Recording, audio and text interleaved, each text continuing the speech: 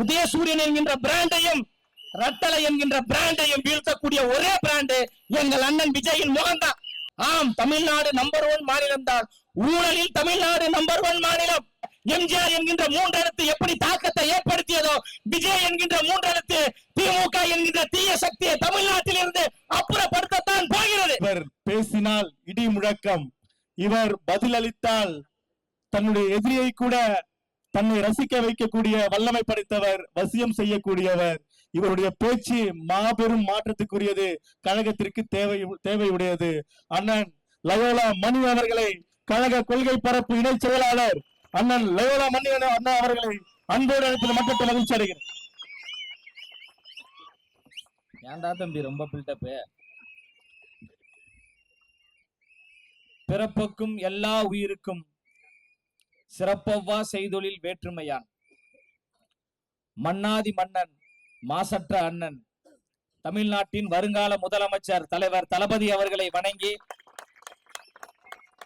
கழகத்தின் பொதுச் செயலாளர் பாசத்திற்குரிய ஐயா ஆனந்த் அவர்களை வணங்கி, ஆற்றல் வாய்ந்த செயல் வீரர், துடிப்பான மாவட்ட செயலாளர், தலைவர் அவர்களுடைய உள்ளத்திலும் பொதுச் செயலாளர் அவருடைய உள்ளத்திலும் நீங்காத இடம் பிடித்த செங்கல்பட்டு கிழக்கு மாவட்ட செயலாளர், திருப்போரூர் சட்டமன்ற தொகுதியில் மிக சிறப்பாக பணியாற்றி கொண்டிருக்கின்ற பாசத்திற்குரிய நேசத்திற்குரிய அருமை சகோதரர் தீனா அவர்களுக்கும், இந்த நிகழ்வை மிக சிறப்பாக நடத்தி கொண்டிருக்கின்ற அண்ணன் ராஜா அவர்களுக்கும், செயற்குழு உறுப்பினர் ஸ்ரீதர் அவர்களுக்கும், மேடையில் அமர்ந்திருக்கின்ற பெரியவர்களுக்கும், திரளாக கூடியிருக்கின்ற உங்கள் அனைவருக்கும், எனக்கு முன்பு பேசிய தன்னுடைய கருத்தை காந்த குரலால், சிங்க குரலால் மக்களிடம் எடுத்து கூறி ஒரு அமைதியாக அமர்ந்திருக்கின்ற எங்களின் செய்தி தொடர்பாளர் அண்ணன் இன்பா அவர்களுக்கும் என்னுடைய முதற்கண் வணக்கத்தை தெரிவித்துக் கொள்கின்றேன்.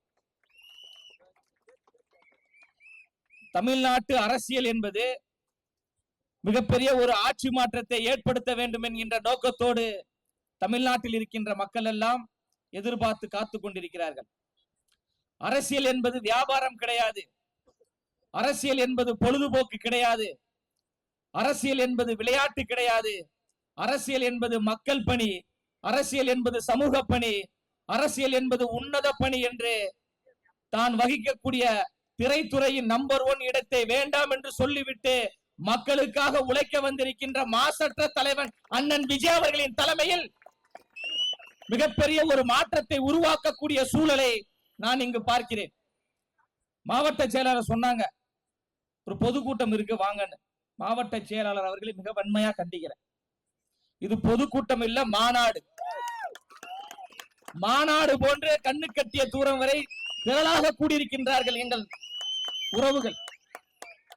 அவ்வளவு எளிதாக இவ்வளவு பெரிய கூட்டத்தை குறைந்த நாட்களில் யாராலும் கூட்டிவிட முடியாது.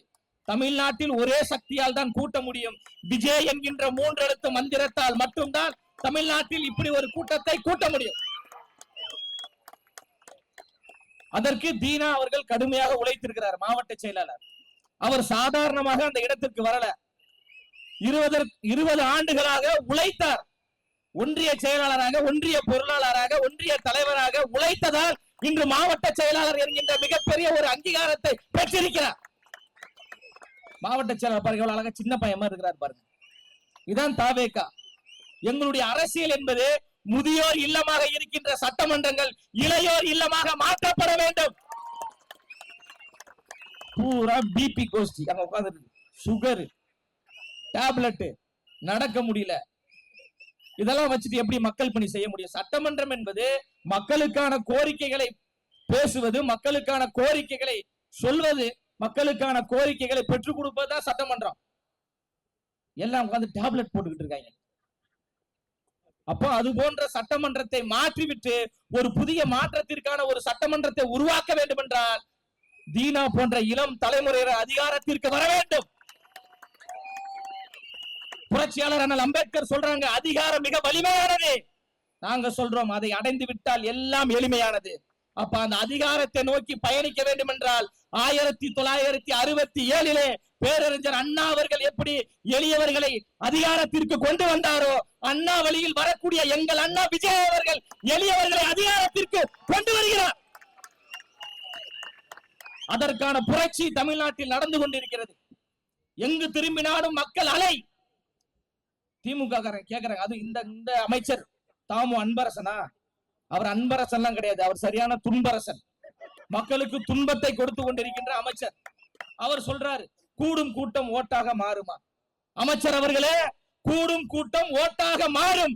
நாங்கள் கூடி கலையும் கூட்டம் அல்ல, திமுகவை கூண்டோடு வீட்டிற்கு அனுப்பக்கூடிய கூட்டம். அண்ணன் விஜய் அவர்கள் திரைத்துறையில் இருந்து அப்படி அரசியல் எல்லாம் குதிக்கல. 30 ஆண்டுகளாக இந்த மண்ணுக்காக மக்களுக்காக அவரால் முடிந்த வரையில் உதவி செய்திருக்கிறார், போராடி இருக்கிறார். தன் பின்னாடி திரண்ட லட்சக்கணக்கான ரசிகர்களை வெறும் ரசிகர்களாக வைத்துக் கொள்ளாமல் தோழர்களாக, தொண்டர்களாக, இன்று அரசியல்வாதிகளாக உருவாக்கி இருக்கிறார். முன்னாடிலாம் ஒரு 3 வருஷத்துக்கு முன்னாடிலாம் தீனா அவர்கள் காவல் நிலையத்துக்கு போயிருந்தாருன்னா ஒரு ரசிகர் மன்ற நிர்வாகியாக போயிருப்பாரு. காவல்துறை உங்களை எப்படி நடத்திருப்பாங்கன்னு தெரியும். ஆனா இன்று எங்க மாவட்ட செயலாளர் ஒரு காவல் நிலையத்திற்கு சென்றால் அந்த வெள்ள சட்டை மிடுக்கோடு தலைவர் அவருடைய புகைப்படத்தை சட்டையில் வைத்துக் கொண்டு மாவட்ட செயலாளர் என்கின்ற தோரணையோடு செல்கின்ற பொழுது காவல்துறையினர் எழுந்து சல்யூட் அடிக்கின்ற ஒரு சூழலை ரசிகர் கூட்டமாக இருந்த இவர்களுக்கு அதிகாரத்தை என் தலைவன் கொடுத்திருக்கிறான். இது தற்குறிகள் கூட்டம், விசிலடித்தான் கும்பல், இவர்களிடம் கொள்கை கிடையாது, கோட்பாடுகள் கிடையாது சொல்றாங்க. எங்க தலைவரிடம் கொள்கை இருக்கிறது, கோட்பாடுகள் இருக்கிறது என்பதால் தான் 1 கோடியை தாண்டி கட்சியில் உறுப்பினர் சேர்க்கை நடக்கிறது என்றால் சாதாரணமாக ஒரு கட்சியில் யாரும் இணைய மாட்டார்கள். தமிழ்நாடு மட்டுமல்லாமல் உலகமே வியந்து பார்க்கக்கூடிய வகையில் முதல் மாநில மாநாடு விக்கிரவாண்டியில் நடைபெற்றது. 20 லட்சத்தை தாண்டி மக்கள் தண்ணி இயல்பாக குடும்பமாக வந்தார்கள் என்றால் என் தலைவரிடம் கொள்கை இருந்ததால் வந்தார்கள். 2வது மாநாடு நடத்துறார் மதுரையில. உலகமே திரும்பி பார்க்கக்கூடிய வகையில் லட்சக்கணக்கான மக்களை அவர் காசு கொடுத்து திரட்டவில்லை, தானாக திரண்டார்கள், தானாக சேர்ந்தார்கள் என்றால் என் தலைவன் அறிவித்தான், அரசியல் எதிரி திமுக, கொள்கை எதிரி பிஜேபி என்று. பிஜேபி என்கின்ற பிளவுவாத கட்சியை தமிழ்நாட்டில் வளைத்து விட்ட அயோக்கியர்கள் திமுக. எங்களை பார்த்து பிஜேபி பி டீம். நாங்கள் பிஜேபியினுடைய பி டீம் எல்லாம் கிடையாது. தமிழ்நாட்டு மக்களின் டீம், தாய்மார்களின் டீம், இளம் தலைமுறையின் டீம். திமுக என்கின்ற தீய சக்தியை வீட்டிற்கு அனுப்பக்கூடிய ஒரு டீம். தெளிவா இருக்கிறார். எந்த பதட்டமும் இல்லை, எந்த பயமும் கிடையாது, எந்த அச்சமும் கிடையாது. இவர் எப்படியாவது கட்சியை ஆரம்பித்து விடாமல் தடுத்து விட வேண்டும் என்று ஆளும் திமுக எவ்வளவோ முயற்சி செய்தது. அதையெல்லாம் தாண்டி வந்தார். இவருக்கு பேரெல்லாம் அறிவிக்க தெரியாதுங்க, நாங்க பேர் அறிவிச்சார். இவர் மாவட்ட செயலாளர்களை நியமிக்க மாட்டாங்கன்னு சொன்னீங்க, மாவட்ட செயலாளரை நியமித்தார். இவருக்கெல்லாம் எங்க மாநாடு நடத்த தெரியும்னு கேட்டீங்க, மாநாடை நடத்தி காமிச்சார். இவங்க பூத் கமிட்டியில பூத்துல உட்கார்றதுக்கு ஆளே இல்லை என்ற போது பூத் கமிட்டிக்கு மாநாடு நடத்திய தலைவன் என் தலைவன். மாநாடு நடத்தினார். இவங்க தேர்தலை எப்படிங்க போட்டியிட போறாங்க? தேர்தலில் போட்டியிட போகிறோம். 234 தொகுதிகளிலும் தனித்து நின்று சிங்கம் போன்று களமாட போகிறார் என் தலைவன். ஒரு பக்கம் 28 பேர் கூட்டணி, ஒரு பக்கம் 13 பேர் கூட்டணி. எத்தனை பேர் சேர்ந்து நீங்கள் வந்தாலும் ஒத்தத்தல ராவணனாக, தமிழ்நாட்டின் ராவணனாக நான் உங்களை வீழ்த்துவேன் என்று வரக்கூடிய தலைவன் எங்கள் தலைவன். 28 பேர்ல இன்னொரு 28 பேர் சேர்த்து 56 பேரோடு வந்தாலும் சரி, தமிழ்நாட்டில் ஆட்சி மாற்றம் ஏற்படுவது உறுதி. அண்ணல் அம்பேத்கர் அவர்கள் சாதி தலைவர் கிடையாது. உயர்ந்தவன் தாழ்ந்தவன் என்ற பாகுபாடு பார்க்காதே. எனக்கு மேலானவனும் கிடையாது, நான் யாருக்கும் கீழானவன் கிடையாது. என் உயிர் மூச்சு உள்ளவரை சமத்துவத்திற்காக நான் போராடுவேன் என்று சொன்ன அண்ணல் அம்பேத்கர் அவர்கள் சாதி தலைவர் கிடையாது, சாதித்த தலைவர் என்று உலக அரங்கில் கொண்டு போய் சேர்த்த தலைவன் என் தலைவன் அண்ணன் விஜய் அவர்கள். நாட்டின் விடுதலைக்காக 4 மாத கர்ப்பிணி பெண்ணாக இந்திய நாட்டின் விடுதலைக்காக போராடிய வீரமங்கை அஞ்சலை அம்மாள் அவர்கள் கர்ப்பிணியாக சிறைக்கு போறாங்க.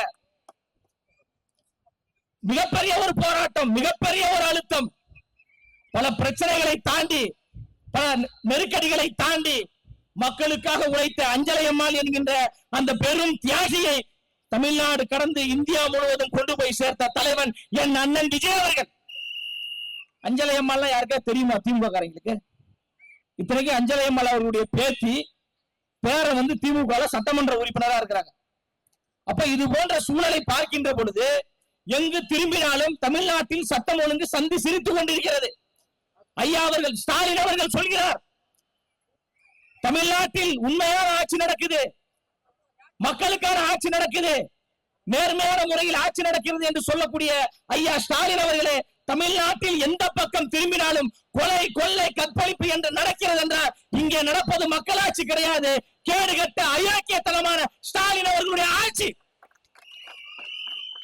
திமுக என்கின்ற திருட்டு கூட்டத்தை, திமுக என்கின்ற பாசிச கூட்டத்தை, திமுக என்கின்ற அயோக்கியத்தனமான கூட்டத்தை வீழ்த்த வந்திருக்கின்ற மக்கள் தலைவன் தான் அண்ணன் விஜய் அவர்கள்.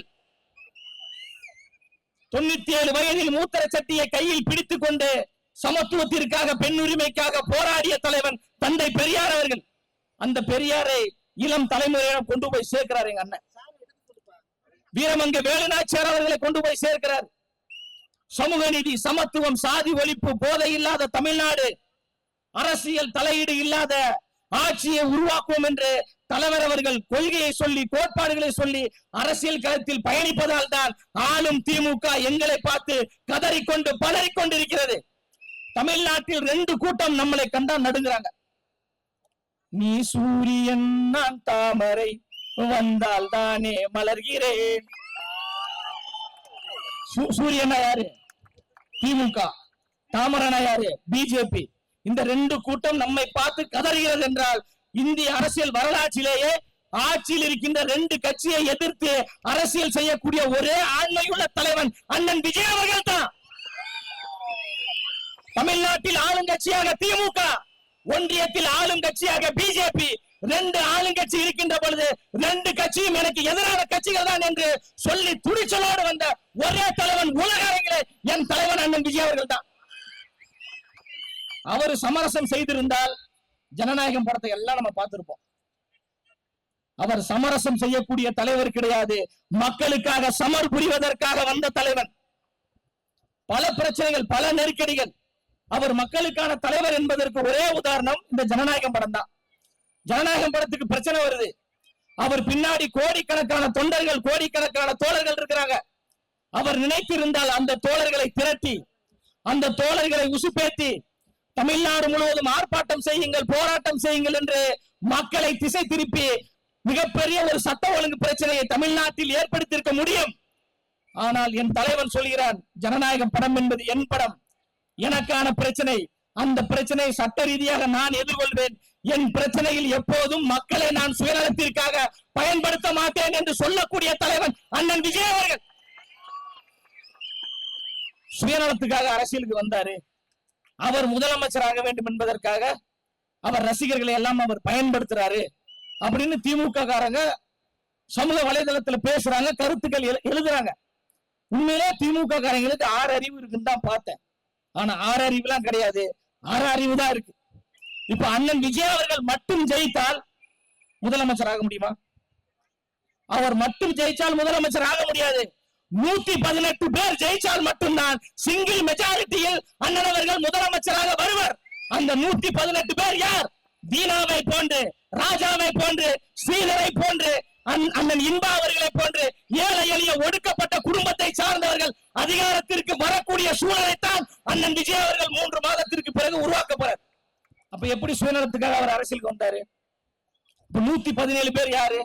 அவரோடு 20 ஆண்டுகளாக, 25 ஆண்டுகளாக, 30 ஆண்டுகளாக இந்த மக்களுக்காக உழைத்தவர்களுக்கு சீட்டு கொடுத்து சட்டமன்ற உறுப்பினர்களாக, நாடாளுமன்ற உறுப்பினர்களாக, கவுன்சிலர்களாக, மேயர்களாக மாற்ற போகிறார் என்றால் இது சுயநலம் கிடையாது, இதுதான் பொதுநலம், இதுதான் சமூக நீதி, இதுதான் சமத்துவம். அந்த நிலையை என் தலைவன் அண்ணன் விஜய் அவர்கள் உருவாக்க போறார். கொள்கை கூட்டம், திமுக என்பது கொள்கை கூட்டம். தாவேகாவிடம் கொள்கை இல்ல. சரி, திமுக என்ன கொள்கை இருக்கு? மாவட்டம் அந்த இந்த மாநாடு பாத்தீங்களா? எந்த மாநாடு? விருதுநகர் மாநாடு. விருதுநகர் மாநாடுமா திமுகவுடைய மாநாடு நடந்துச்சு. உண்மையிலே திமுக பயங்கரமான கொள்கை கட்சி போல அப்படின்னு நினைக்கின்ற பொழுது அந்த மாநாட்டு திடலுக்கு வெளியில வாழை மரம் கட்டி வச்சிருக்காங்க, வாழை தார புடிச்சிட்டு தொங்குறாங்க. அந்த வாழை தார புடிச்சு தொங்குன புடிச்சு இன்னொருத்தன் புடிச்சு தொங்குறான். இதை பார்த்துட்டு நீங்க 2 பேர் தானே துண்ணுவீங்க, நானும் வரேன். 3வது ஒருத்தன் போய் பிடிச்சி துணிதான் பாருங்க, டவுசர் அவுந்து போச்சு. ஒருத்தன் பக்கத்துல இருந்து சாக்கடையில விழுந்து கிடக்குறான். நம்ம வடிவேல் பாட்டு ஒண்ணு இருக்கும் பாருங்க, கனவிதுதான் நிஜம் இதுதான் உலகிலே என்னை யார் வெல்லுவா, தலை சாக்கடையில இருக்குது, காலு வெளியில இருக்குது. இதுதான் திமுகவின் கொள்கையா? கரும்பை களவாடிட்டு போறான், இந்த பக்கம் 2 பேர் கரும்பு தூக்கிட்டு போறான், அந்த பக்கம் ஒருத்தன் ஒரு 3 கரும்பு தூக்கிட்டு போறான். உடனே சண்டை போறான், நானே 2 கரும்பு தானே திருடுனேன், நீ என்னடா 3 திருடுறா, இல்ல நான் ஒண்ணு எடுத்துட்டு போறேன், இன்னொன்னு எடுத்துட்டு போறான். மாநாட்டுக்கு போடப்பட்ட சேர திருடுறாங்க. இதுதான் திமுகவுடைய கொள்கையா? இதுதான் திமுகவுடைய சித்தாந்தமா? நம்ம சுதந்திர போராட்ட தியாகி தெரியுமா யாரு? உதயநிதி ஸ்டாலின். எப்பா அவர் அப்படிதான் சொல்லணுமாப்பா, ஏன்னா சினிமாக்காரன்னு சொன்ன கூடாது அவரை, ஏன்னா அவர் சினிமாலே நடிக்கலையா. 2 வருஷத்துக்கு முன்னாடி உதயநிதி உங்களுக்கு என்னவா தெரியும்? எனக்கு அவர் நயன்தாராவோட டான்ஸ் ஆடும் போது எனக்கே தெரிஞ்சிச்சு. ஆமாவா இல்லையாப்பா? அப்ப அந்த கூத்தாடி சினிமாக்காரர் உதயநிதி ஸ்டாலினுடைய பிறந்தநாள் நிகழ்வுமா, ஒரு அமைச்சர் இப்படி முன்னாடி உட்கார்ந்து இருக்கிறார், மேடையில நடனம் ஆடுறாங்க, ஒரு பாட்டு ஒண்ணு போடுறாங்க. உண்மையிலே இது ஒரு கொள்கை கட்சி, கோட்பாடு கட்சினா ஓடி வருகிறார் உதயசூர் அப்படின்னு போட்டுருக்கணும், இல்ல கள்ள கூடி கொண்ட கருணாநிதி அப்படின்னு ஒரு பாட்டு போட்டுக்கணும். அதெல்லாம் போடல. இந்த பாட்டு அருமையான பாட்டு. அமைச்சர் தாமு அன்பரசன் அவர்கள் இந்த பாட்டிற்கு விளக்கம் கொடுக்கணும். இந்த தொகுதியின் சட்டமன்ற உறுப்பினர் பாசத்திற்குரிய அண்ணன் SS பாலாஜி அவர்கள் இதற்கு ஒரு விளக்கம் கொடுக்கணும். அவர் தான் முட்டு குத்துறாரு திமுக. திமுக காரங்க கூட அந்த முட்டு கொடுக்க மாட்டாங்க. எங்க அண்ணன் பாலாஜி அவர்கள் முட்டுனா முட்டு, நான் தான் பயங்கரமாக முட்டுவேன் என்று தலையை வச்சு முட்டாரு. அண்ணன் அவர்கள் விளக்கம் கொடுக்கணும். என்ன பாட்டுனாமா, பாட்டில் சாருக்கு ஒண்ணு குடிக்கவா, குடிச்சு தண்ணி மேல தள்ளாடாம நடக்கவா, குளிக்க தொட்டி ஒண்ணு கட்டவா, கட்டி ரம்மு ஜிம்மு அதில் ஊத்தவா, சாஞ்சிக்கலாமா சாட்சிக்கலாமா, சந்தோஷமா தான் சாஞ்சிக்கலாமா, குளிக்கி வச்ச கொக்கா கோலா போல சாயங்கால வேலை பொங்கி வந்தாலே. அமைச்சருக்கு பொங்கிருச்சு போல. அவர் ஒண்ணு, அம்மா அங்க நின்று ஆடாதம்மா, இங்க வந்து ஆடுமா. இந்த குலுக்கி வச்ச கொக்கோ கோலா அது என்ன சித்தாந்தம், என்ன கொள்கை, என்ன திராவிட கோட்பாடு? அண்ணன் SS பாலாஜி அவர்கள் சொல்லுவாரா, இல்ல அமைச்சர் தாமு அன்பரசன் அவர்கள் விளக்கம் கொடுப்பாங்களா? அக்கா கனிமொழி அவர்கள் பேசிட்டு இருக்காங்க ஒரு மேடையில, ஏமா மனுஷன் எங்கம்மா நடப்பான், ரோட்ல நடப்பான், இப்படி நடப்பான். ஒருத்தர் நல்ல உச்சகட்ட போதையில நல்ல கருப்பு கலர் பட்டாப்பட்டி டவுசரை போட்டு லுங்கிய தூக்கி மேல மார்பிள கட்டிக்கிட்டு இப்படி ஒரு கம்பத்து மேல இப்படி ஏறி போறாமா மேல. அக்கா சொல்லுது, எப்பா மேல ஏன் போயிடுற, கீழே வாப்பா கீழே வாப்பான்றாங்க. அந்த உச்சகட்ட போதையில அந்த வீரனை போட்டு விட்டு ஒருத்த மேல ஏறினான, அவரிடம் என்ன சித்தாந்தம் இருக்கு, என்ன கொள்கை இருக்கு, என்ன கோட்பாடு இருக்கு? தமிழ்நாடு முழுவதும் பெண்களுக்கு எதிராக பாலியல் குற்றங்கள் செய்யக்கூடிய அயோக்கியன் பூரா பேரும் திமுக கட்சியை சார்ந்தவன் தான். 2 வயசு சிறுமியை பாலியல் வன்புணர்வு செய்த அயோக்கியன் யாரு? திமுக கட்சியை சார்ந்தவன். அண்ணா யூனிவர்சிட்டியில் படிக்க வந்த பெண்ணை பாலியல் வன்புணர்வு செய்த அயோக்கிய கேடுகட்ட நாய் யாரு? ஆளும் திமுக கட்சியை சார்ந்தவன். எங்கு திரும்பினாலும் பெண்களுக்கு எதிரான குற்றங்களை செய்யக்கூடிய பூரா அயோக்கியரும் திமுக கட்சியை சார்ந்தவர்கள். இவங்க நம்மளை பார்த்து கொள்கை இருக்கான்னு கேட்கிறாங்க. எங்களிடம் கொள்கை இருக்கு. திமுக என்கின்ற தீய சக்தியை வீழ்த்துவதுதான் எங்களுடைய கொள்கையே. மன்னராட்சியை, குடும்ப ஆட்சியை, பாசிச ஆட்சியை, அடக்குமுறை கொண்ட ஆட்சியை வீழ்த்துவதுதான் எங்களுடைய ஒரே கொள்கையே. கொள்கையோடு கோட்பாடுகளோடு பயணிக்கக்கூடிய ஒரு கூட்டம். அடக்குமுறையை கொண்டு வருவது, நெருக்கடிகளை கொண்டு வருவது, தாவேகாவிடம் ஒரு அழுத்தத்தை கொடுத்தால், காவல்துறையை வைத்து மிரட்டினால் இவர்கள் பயந்து விடுவார்கள் என்று நினைக்கிறாங்க. நாங்கள் பயப்படக்கூடிய கூட்டமே கிடையாது. பாதையை தேடாதே, பாதையை உருவாக்கு என்று சொன்ன மேதகு பிரபாகரனின் வாழ்க்கை வரலாறை படித்து வந்த பிள்ளைகள் நாங்களா. போர்க்குணம் கொண்டவர்கள், எதற்கும் அஞ்சாதவர்கள். களத்திலே எவ்வளவு வழக்குகள் வந்தாலும் சரி, நெருக்கடிகள் வந்தாலும் சரி, தடை என்றால் அதை உடை என்று வரக்கூடிய ஆற்றல் வாய்ந்த போர் வீரர்கள் நாங்க. எளியன உன்னை இகழ்ந்தோர் நடுங்க புலியன செயல் செய்ய புறப்படு வெளியே. இங்கு நாட்டிற்கு கிளிகழுதை ஆட்சியா? கை விரித்து வந்த கயவர்கள் பொய் விரித்து புலன்கள் மறைத்து தமிழுக்கு விளங்கிட்டு தாயகம் பற்றி நமக்குள்ள உரிமை தமக்கென்பாரெனில் வழி வழி வந்த உன் மரத்தனம் எங்கே, மொழிப்பற்றெங்கே, விழிப்புற்றி எழுக என்று விழிப்புற்றி வந்திருக்கின்ற தளபதியின் கூட்டம் தான் தாவேகாவினுடைய கூட்டம். எதற்கும் பயப்பட மாட்டோம். நாங்க துணிந்து கேள்வி கேட்கிறோம். நாங்க கொள்ளையடிக்கல, நாங்க மக்களுடைய கிட்னியை திருடல, நாங்கள் கள்ளக்குறிச்சியில் கள்ளச்சாராயத்தை கொடுத்து 69 பேரை சாகடிக்கல, நாங்கள் பொய்யான வாக்குறுதிகளை நாங்கள் சொல்லல. இந்த சட்டமன்ற தொகுதியில், திருப்பூர் சட்டமன்ற தொகுதியில் மீனவர்கள் அதிகமாக வசிக்கிறாங்க. தேர்தல் வாக்குறுதியில சொல்லிருக்கீங்களே 2 லட்சம் மீனவர்களுக்கு புதிய வீடை நாங்கள் கட்டி தருவோம் என்று ஆளும் திமுக சொன்னது. எத்தனை வீடை நீங்க கட்டி கொடுத்திருக்கீங்க? மீனவர்கள் மீன் பிடிக்க போனாலே நாள்தோறும் பல மீனவர்கள் சிங்கள ராணுவத்தால் தாக்கப்படுறாங்க.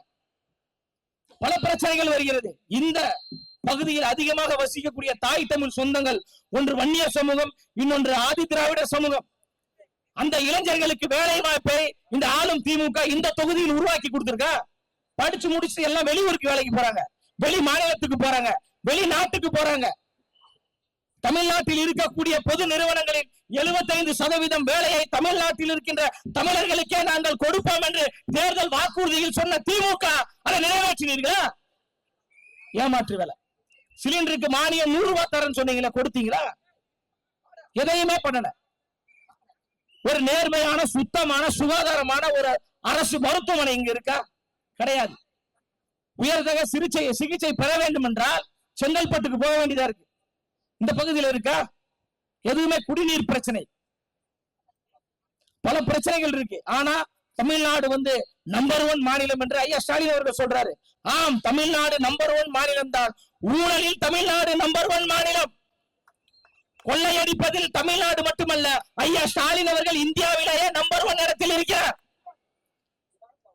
சட்டம் ஒழுங்கு சந்தி சிரிப்பதில் தமிழ்நாடு முதலிடம். பொய்யான வாக்குறுதிகள் சொல்வதில் தமிழ்நாடு முதலிடம். மக்களை ஏமாற்றுவதில் தமிழ்நாடு முதலிடம். இந்த கேடிகளை வீழ்த்துவதற்காக கோடிகளை தூக்கி போட்டுவிட்டு வந்த என் தலைவன் தான் அண்ணன் விஜய் அவர்கள். எப்படி எம்ஜிஆர் அவர்கள் தீய சக்தி திமுகவை 13 ஆண்டுகள் வனவாசலில் உட்கார வைத்தாரோ, அதே போன்று எம்ஜிஆர் வழிவில் வருகின்ற எம்ஜிஆர் என்கின்ற 3 எழுத்து எப்படி தாக்கத்தை ஏற்படுத்தியதோ, விஜய் என்கின்ற 3 எழுத்து திமுக என்கின்ற தீய சக்தியை தமிழ்நாட்டில் இருந்து அப்புறப்படுத்தத்தான் போகிறது. எல்லோரும் விஜய். தீனா ஒரு விஜய், அண்ணன் ராஜா ஒரு விஜய், ஸ்ரீதர் ஒரு விஜய், எங்கள் அண்ணன் இன்பா ஒரு விஜய், நான் ஒரு விஜய், இங்கே உட்கார்ந்திருக்கின்ற எங்கள் சகோதரிகள் எல்லாம் விஜய். வீட்டுக்கு வீடு விஜய், தமிழ்நாட்டுக்கே விஜய் என்று வரக்கூடிய கூட்டம் நாங்க. ஓரணியில் தமிழ்நாடு. ஸ்டாலின் ஐயா சொல்றாரு, ஐயா அதெல்லாம் கிடையாது, ஓரணியில் தமிழ்நாடு கிடையாது, எங்கள் அண்ணன் விஜய் அணியில் தமிழ்நாடு. விசில் ஊதக்கூடாது, விசிலுக்கு தடை.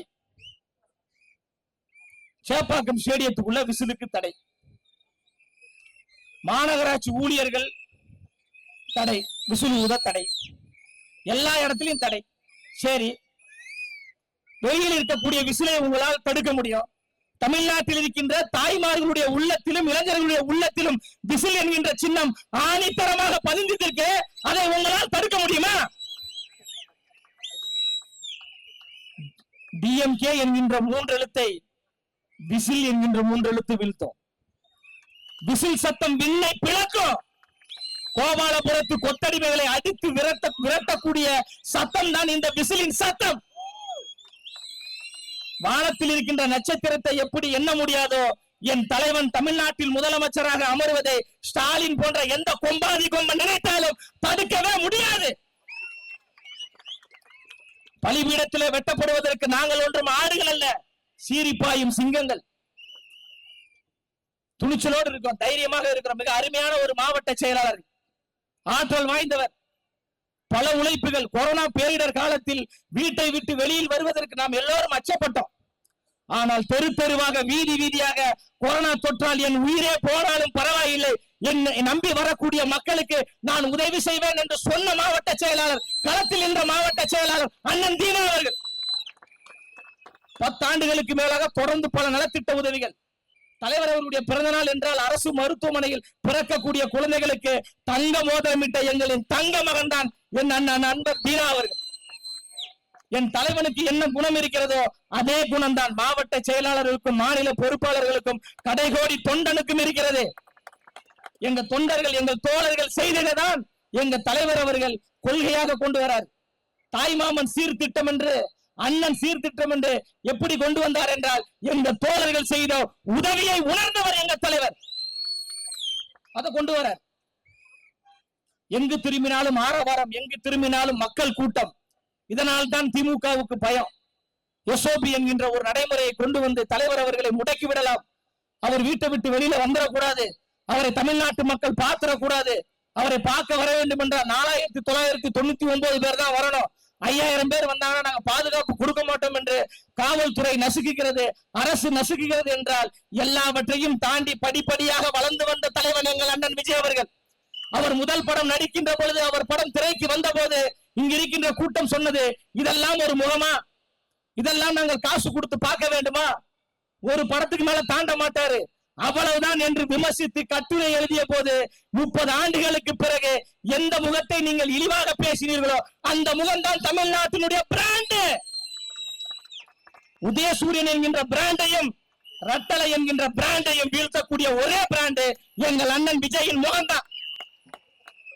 அதனாலதான் 234 தொகுதிகளிலும் வேட்பாளர் விஜய் என்று நாங்க சொல்றோம்னா அவர்தான் எங்களின் அடையாளம், அவர்தான் எங்களின் முகம், அவர்தான் எங்களின் முகவரி. வரலாற்றில் எப்போதாவது ஒரு முறைதான் இது போன்ற மாற்றம் நிகழும்.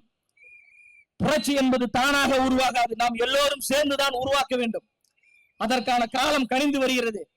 எனவே மிகப்பெரிய ஒரு ஆட்சி மாற்றத்தை நாம் எல்லோரும் உருவாக்குவதற்கு தயாராகும். நம்மளை நம்பிதான் அவர் வராது. அதை தடுப்பதற்காகத்தான் உங்களுக்கு 5000, 3000, 1000 என்று கொடுக்குறாங்க. தாராளமா வாங்கிக்கோங்க. 5000 பத்தாது, எங்களுக்கு இன்னொரு 5000 போட்டு 10000 கொடுங்க, 20000 கொடுங்கன்னு தாராளமா வாங்கிக்கோங்க. ஆனா ஓட்டை விசில் சின்னத்துக்கு போடுங்க. நல்லா சூப்பரா ஊதுறாங்க, யாராவது ஒருத்தர் ஊதுங்க, சத்தமா ஊதுங்க, தப்பே கிடையாது. அதனாலதான் அரசு கொண்டு வரக்கூடிய திட்டங்கள்லாம் பாத்தீங்கன்னா 4.5 வருஷம் கோமால இருந்திருப்பாங்க. 4.5 வருஷம் கோமால இருந்திருப்பாங்க. கோடைக்காலம் இப்ப மட்டும் தான் வருமா? ஏன் போன வருஷம் கோடைக்காலம் வரல? அதுக்கு முந்தின வருஷம் அதுக்கு முந்தின வருஷம் வெயிலே இல்லையா? வெயில் போய் நேரம் நம்ம நித்யானந்தா வீட்டுக்கு போய் ஒளிஞ்சுக்கிச்சா? வேற தீவுக்கு போயிருச்சா? அப்ப போன வருஷம் கோடைக்காலம் இல்ல, அதுக்கு முந்தின வருஷம் கோடைக்காலம் இல்ல, அதுக்கு முந்தின வருஷம் கோடைக்காலம் கிடையாதா? இப்ப கோடைக்கால நிதி என்று குடிக்கிறார்கள் என்றால் அந்த நிதியை கொடுக்க வைத்தவர் எங்கள் அண்ணன் விஜய் அவர்கள். ஏன் கொடுக்குறாங்கன்னா 5000 ரூபாய் கொடுத்தா மக்கள் காசுக்காக ஏமாந்துருவாங்க, திமுகவுக்கு ஓட்டு போட்டுருவாங்க என்று மக்களாகிய உங்களை அவர்கள் பலவீனப்படுத்துகிறார்கள். நீ எவ்வளவு பணம் கொடுத்தாலும், நீ என்ன செய்தாலும் அதை நாங்கள் வாங்கிக் கொள்ளுவோம். ஆனால் ஓட்டு என்பது எங்கள் அண்ணன் விஜய்க்கும் பிசலுக்கு தான் நான் போடுவேன் என்று நீங்கள் எல்லாரும் உறுதியா இருக்கிறோம். என் பாட்டி ஒருத்தி அழகா சிரிக்குது, புரட்சி வெல்லும் பாட்டி. பாட்டி அங்க வந்து சொல்லுது, நமக்கு தான்ப்பா வெற்றி அப்படின்னு சொல்றாங்க. சிறியவர்கள் முதல் பெரியவர்கள் கொண்டாடக்கூடிய தலைவன் எங்கள் அண்ணன் விஜய் அவர்கள். அதனால எப்படியாவது வீழ்த்திடலாம் என்று நினைக்கக்கூடிய ஆளும் திமுகவை பார்த்து நாங்க சொல்றோம், உங்களால் எங்களை தொட்டு கூட பார்க்கவே முடியாது, ஒண்ணுமே பண்ண முடியாது. வீட்டுக்கு வீடு விஜய் அப்படின்னா எல்லா வீட்லயும் எங்க அண்ணன் விஜய் இருக்காரு. ஐயா ஸ்டாலின் அவர்கள் வீட்லயும் நம்ம அண்ணன் விஜய் இருக்காரு. எப்படின்னு கேளுங்க, அவர் தான் ஸ்டாலின், நம்ம விஜய் தான் ஸ்டாலின். பாத்தீங்களா காஸ்டியூமா? பாத்தீங்களா இல்லையா? அப்படியே தலைவர் மாதிரியே வெள்ளை கலர் பேண்ட், காக்கி கலர் பேண்ட், தலைவர் மாதிரியே வெள்ளை கலர் சட்டை, தலைவர் மாதிரியே அப்படி வாக்கு. தலைவர் மாதிரி நடக்க முடியல, நடந்து போறாரு. ரேம்பாக்ல போகும்போது இங்கிட்ட ஒரு 4 பேர்ட்ட காசை கொடுத்து துண்டை கொடுத்துறாங்க போல, இந்த பக்கம் ஒரு 4 பேர்ட்ட காசை கொடுத்துட்டு துண்டை கொடுத்துறாங்க போல. ஏய் தலைவர் வருவாரு, துண்டை தூக்கி போடுங்க. அதுல எவனோ ஒருத்தர் செம்ம கான்ல இருந்துக்கான் போல ஐயா ஸ்டாலின் மேல. வரீங்க வா வாட்டு 10 துண்டை சேர்த்து மொத்தமா தூக்கி மூஞ்சில் அடிக்க அவர் திணறிட்டார். அவருக்கு தெரியல தமிழ்நாட்டின் ஒரே தளபதி எங்கள் அண்ணன் விஜய் அவர்கள் மட்டும்தான். ரீலுக்கும் ரியலுக்கும் நிறைய வித்தியாசம் இருக்கிறது ஐயா ஸ்டாலின் அவர்களே. அப்பா அப்பா என்று வாய்க்கிலேயே சொன்னால் மட்டும் போதாது, அப்பாவாக நடந்து கொள்ளணும். தமிழ்நாடு முழுவதும் கஞ்சா போன்ற தடை செய்யப்பட்ட பொருட்கள் திருப்போரூர் தொகுதி மட்டுமல்ல 234 தொகுதிகளிலும் கிடைக்குது. ஒருத்தன் போதையை போட்டு யாரை வெட்டுறோம் எவரை வெட்டுறோம்னு தெரியாம மக்களை எல்லாம் வெட்டான். வாடிய பயிரை கண்ட போதெல்லாம் வாடினேன் என்று வாழ்ந்த வள்ளலார் பூமியில் வாழ்ந்தவர்கள். வடமாநில தொழிலாளர் ஒருத்தர் வேலைக்கு வராரு, அது நீங்க பார்த்திருப்பீங்க அந்த காட்சிய. அந்த ரயில் பெட்டிக்குள்ள போட்டு வெட்டு வெட்டுன்னு வெட்டினாங்க, எல்லாம் சின்ன பசங்க. இந்த நிலையெல்லாம் மாற்றியது யாரு? இப்படி வந்து மகன்களும் பிள்ளைகளும் போதை பழக்கத்திற்கு அடிமையாகி கெட்டு போக வேண்டும் என்று நினைப்பவர் தான் அப்பாவா? ஐயா ஸ்டாலின் அவர்களே, நீங்கள் அப்பா கிடையாது, எங்களை தொடர்ந்து ஏமாற்றிக் கொண்டிருக்கின்ற எம்டி டப்பா என்பதை நீங்கள் உணர்ந்து கொள்ளுங்க. மகளிர் மாநாடுன்னு ஒண்ணு போடுறீங்க, பெண் விடுதலைக்காக திமுக உழைக்கக்கூடிய கட்சின்னு போராடுறீங்க.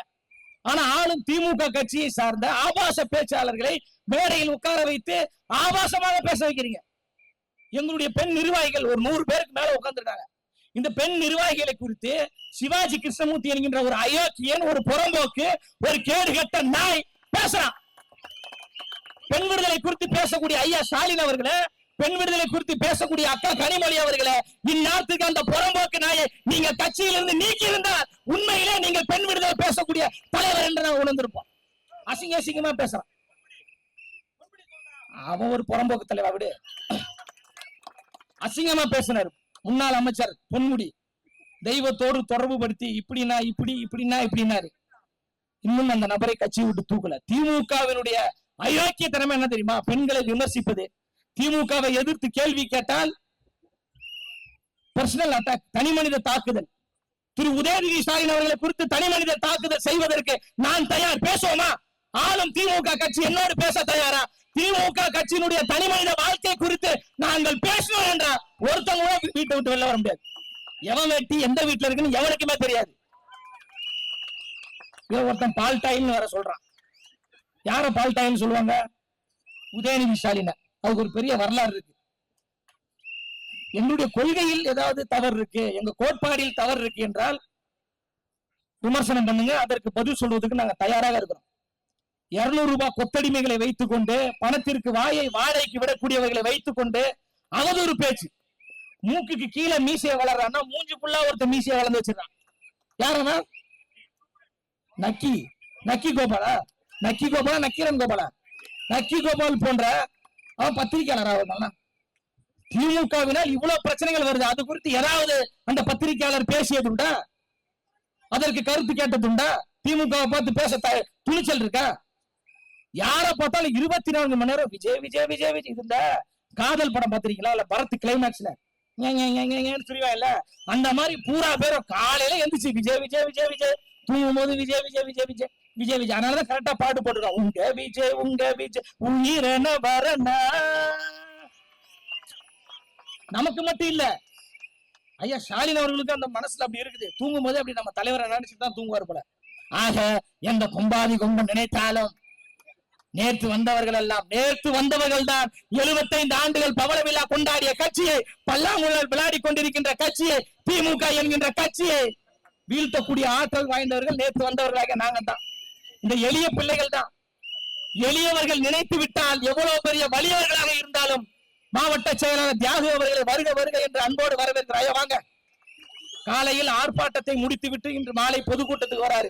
24 மணி நேரமும் சுழண்டு கொண்டிருக்கக்கூடிய மாவட்ட செயலாளர்கள் தான் நீங்க கட்சியை சார்ந்த மாவட்ட செயலாளர்கள். துடிப்பானவர்கள். அது போன்ற மாற்றத்தை கொடுக்கக்கூடிய ஒரு தலைவராக அண்ணன் விஜய் அவர்கள் இருக்கிறாங்க. இந்த மண்ணுக்காக, மக்களுக்காக சிறப்பான ஒரு ஆட்சியை கொடுக்க வேண்டும் என்று அவர் நினைக்கிறாரு. அதனால் இங்க இருக்கக்கூடிய தாய்மார்கள் நீங்கள் எல்லோரும் அதற்கு ஒரு நல்ல வாய்ப்பை கொடுக்கணும். தாய்மார்கள் நினைத்தா மட்டும்தான் மாற்றமே நிகழும். ஒரு தாய் நினைத்தாதான் வீட்டை சுத்தம் செய்ய முடியும். இங்க இருக்கக்கூடிய தாய்கள் நீங்க நினைத்தால் மட்டும்தான் தமிழ்நாட்டை சுத்தம் செய்ய முடியும். திரளாக கூடியிருக்கின்ற தாய்மார்களை ஒன்றே சொல்லி நிறைவு செய்கிற, தாய்மார்களுடைய அன்பும் ஆதரவும் இருந்ததால் தான் பேரறிஞர் அண்ணா அவர்கள் தமிழ்நாட்டின் முதலமைச்சராக வந்தார். தாய்மார்களுடைய அன்பும் ஆதரவும் இருந்ததால் தான் புரட்சி தலைவர் எம்ஜிஆர் அவர்கள் தமிழ்நாட்டின் முதலமைச்சராக வந்தார். தாய்மார்களின் அன்பும் ஆதரவும் இருந்ததால் தான் மறந்த கேப்டன் விஜயகாந்த் அவர்கள் எதிர்கட்சி வரைக்கும் வந்தார். அந்த வரிசையில் தாய்மார்களுடைய அன்பையும் ஆதரவையும் பெற்ற ஒரே தலைவன் தமிழ்நாட்டில் எங்கள் அண்ணன் விஜய் அவர்கள் தான். இதன் மூலம் நான் சொல்ல வருவது என்னவென்றால், அந்த வரிசையில் தமிழ்நாட்டின் முதலமைச்சர் ஜோசப் விஜய் என்னும் நான் என்று சென்ட் ஜார்ஜ் கோட்டையில் அண்ணன் அவர்கள் கையெழுத்து இடுவார். அதற்கு நாம் எல்லோரும் சேர்ந்து ஒரு மாற்றத்தை உருவாக்குவோம் என்று கூறி நிறைவு செய்கிறேன். நன்றி, வணக்கம்.